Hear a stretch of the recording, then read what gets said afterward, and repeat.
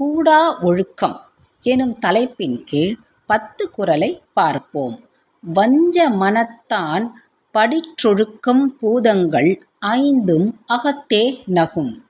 ஒழுக்க சீலரைப் போல உலகத்தை ஏமாற்றும் வஞ்சகரை பார்த்து அவரது உடலில் கலந்துள்ள நிலம், நீர், தீ, காற்று, வெளி எனப்படும் பஞ்சபூதங்களும் தமக்குள் சிரித்து கொள்ளும்.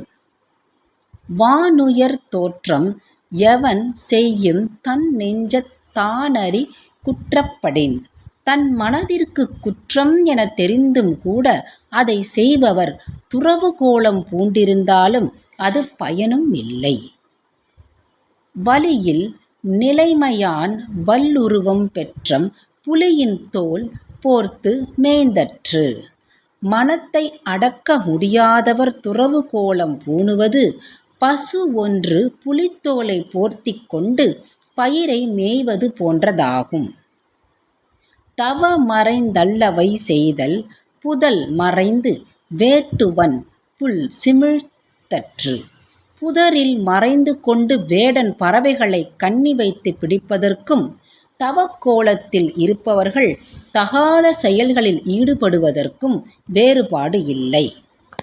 பற்றற்றேம் என்பார் படிற்றொழுக்கம் எற்றற்றென் றேதம் பலவும் தரும்.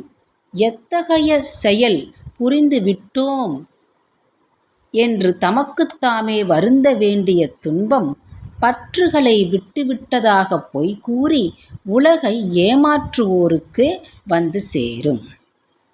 நெஞ்சின் துறவார் துறந்தாற்போல் வஞ்சித்து வாழ்வாரின் வன்கணாரில். உண்மையிலேயே மனதார பற்றுகளை துறக்காமல் துறந்தவரைப் போல் வாழ்கின்ற வஞ்சகர்களை விட இரக்கமற்றவர் யாருமில்லை.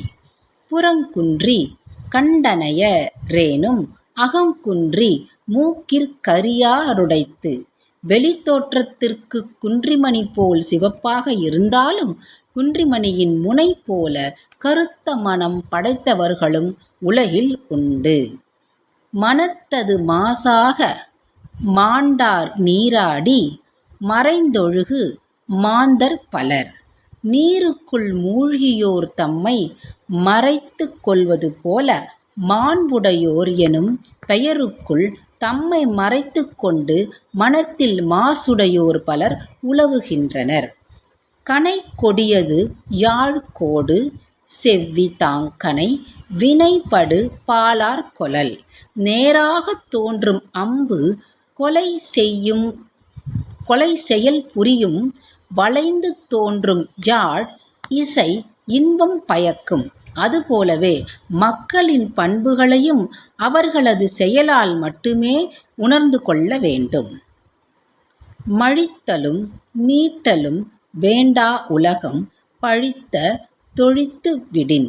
உலகத்தாரின் பழிப்புக்கு உள்ளாகும் செயல்களை துறக்காமல் ஒரு துறவி தனது தலையை மொட்டையடித்து கொண்டோ சடாமுடி வளர்த்து கொண்டோ கோலத்தை மட்டும் மாற்றிக் கொள்வது ஒரு ஏமாற்று வித்தையே ஆகும்.